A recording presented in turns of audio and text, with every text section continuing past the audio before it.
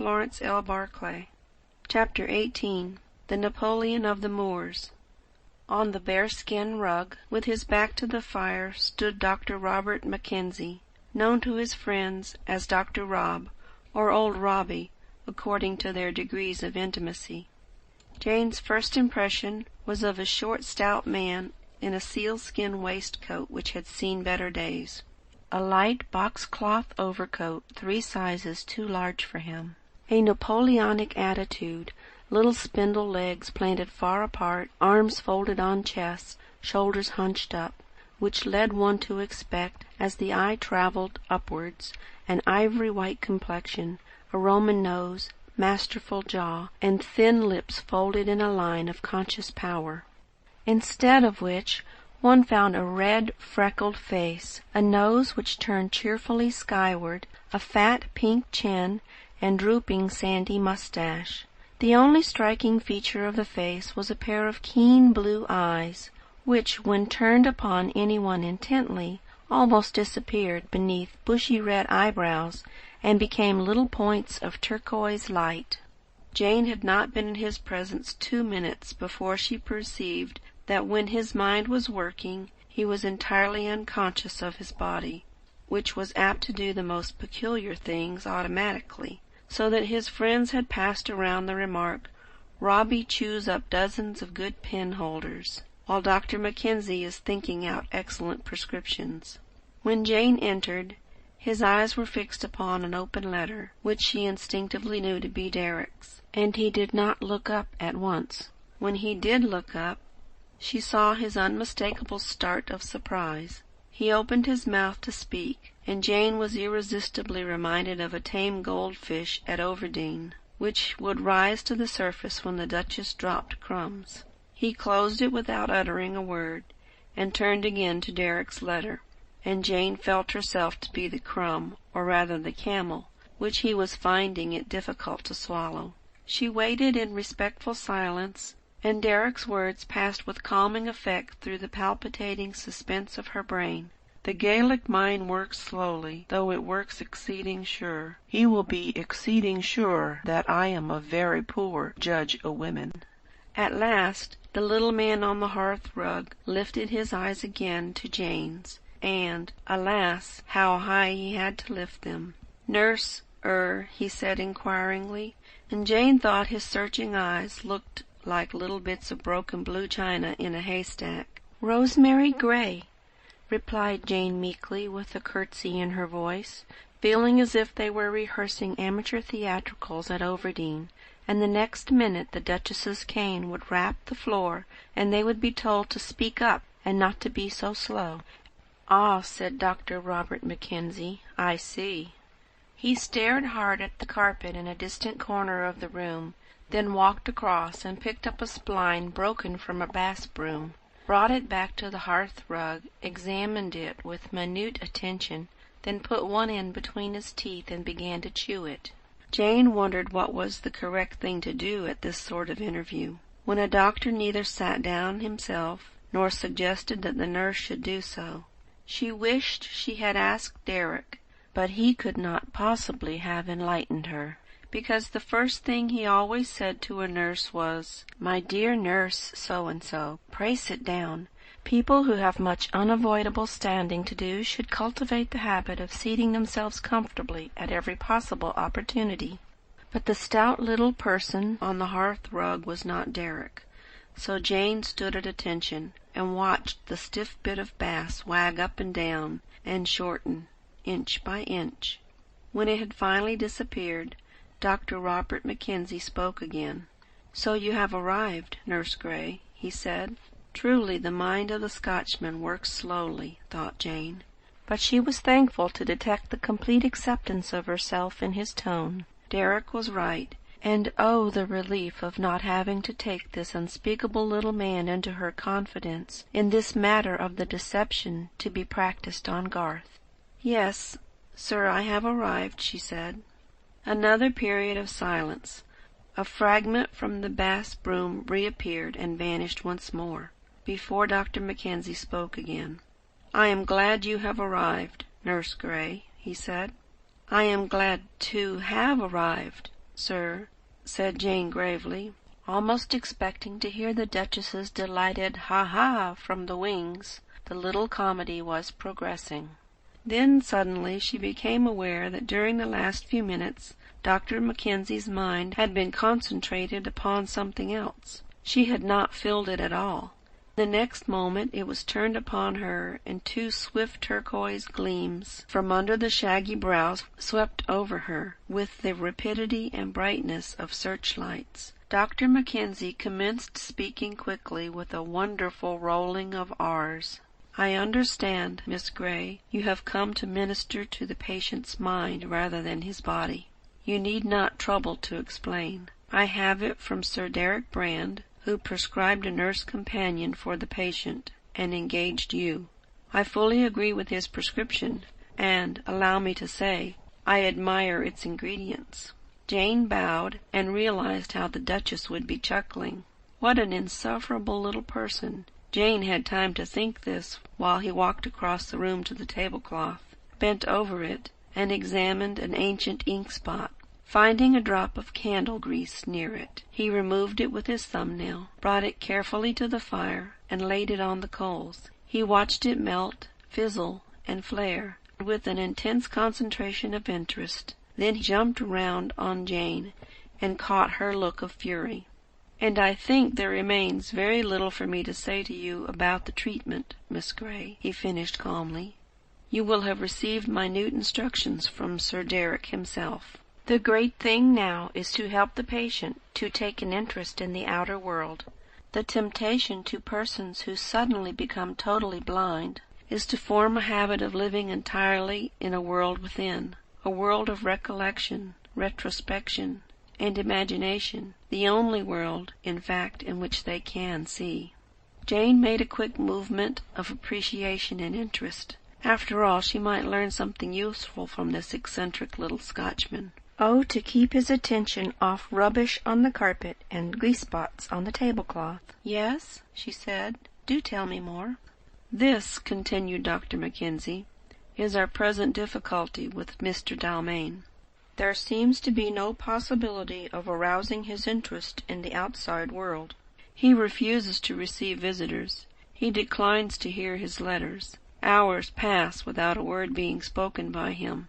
Unless you hear him speak to me or to his valet, you will easily suppose yourself to have a patient who has lost the power of speech as well as the gift of sight. Should he express a wish to speak to me alone when we are with him, do not leave the room. Walk over to the fireplace and remain there. I desire that you should hear that when he chooses to rouse and make an effort, he is perfectly well able to do so. The most important part of your duties, Nurse Grey, will be the aiding him day by day to resume life, the life of a blind man, it is true, but not, therefore, necessarily an inactive life. Now that all danger of inflammation from the wounds has subsided, he may get up, move about, learn to find his way by sound and touch.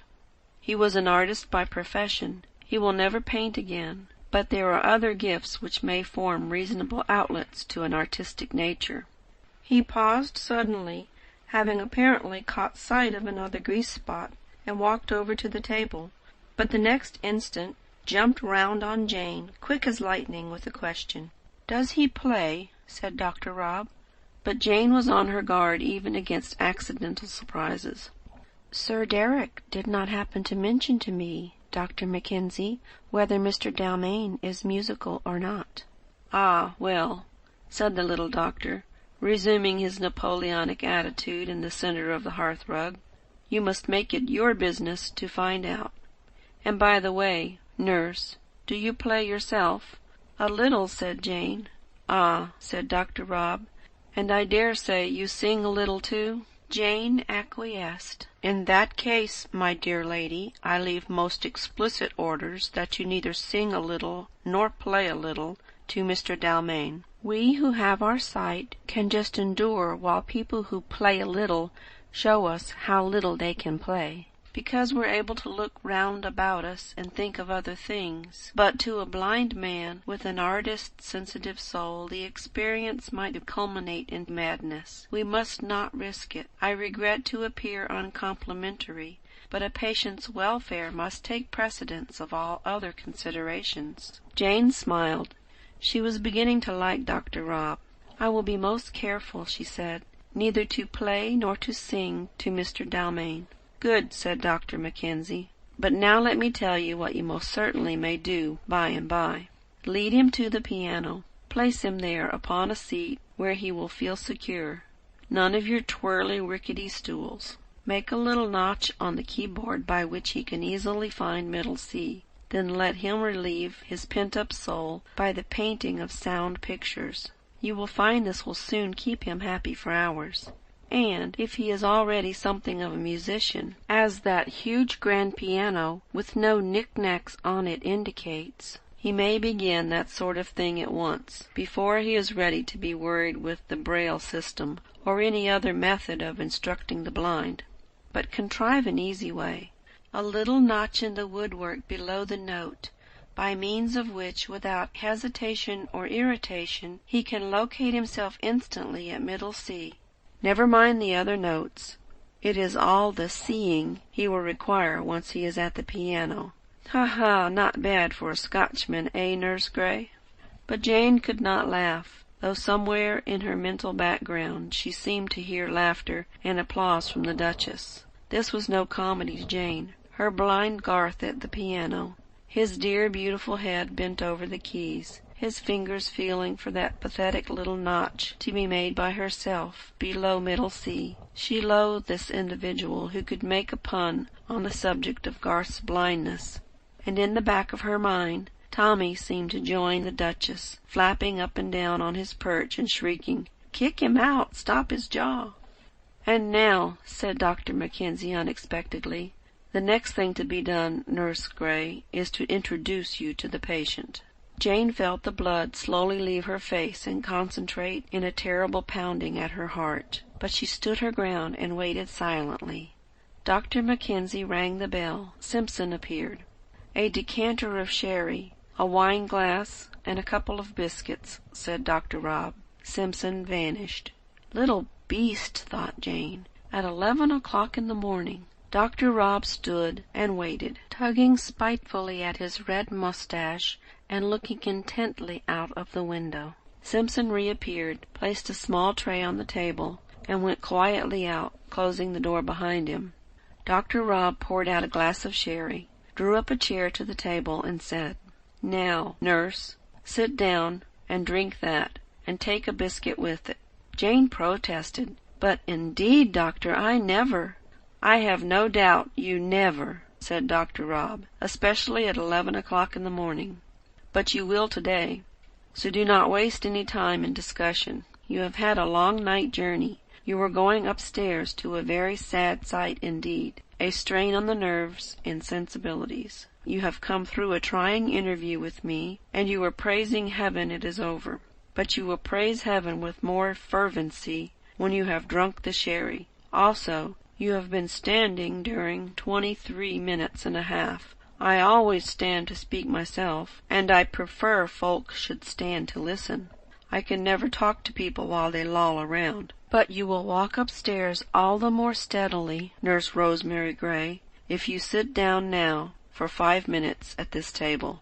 Jane obeyed, touched and humbled. So after all, it was a kind, comprehending heart under that old sealskin waistcoat, and a shrewd understanding of men and matters, in spite of the erratic, somewhat objectionable exterior. While she drank the wine and finished the biscuits, he found busy occupation on the other side of the room, polishing the window with his silk pocket-handkerchief, making a queer humming noise all the time, like a bee buzzing up the pane. He seemed to have forgotten her presence, but just as she put down the empty glass, he turned and, walking straight across the room, laid his hand upon her shoulder. "Now, nurse," he said, "follow me upstairs, and just at first speak as little as possible. Remember, every fresh voice intruding into the still depths of that utter blackness causes an agony of bewilderment and disquietude to the patient. Speak little and speak low, and may God Almighty give you tact and wisdom. There was a dignity of conscious knowledge and power in the small quaint figure which preceded Jane up the staircase. As she followed, she became aware that her spirit leaned on his, and felt sustained and strengthened. The unexpected conclusion of his sentence, old-fashioned in its wording, yet almost a prayer, gave her a fresh courage. "May God Almighty give you tact and wisdom," he had said, little guessing how greatly she needed them. And now another voice, echoing through memory's arches to organ music, took up the strain. "Where thou art guide, no ill can come." And with firm though noiseless steps, Jane followed Dr. Mackenzie into the room where Garth was lying, helpless, sightless, and disfigured. End of Chapter 18. The Rosary by Florence L. Barclay.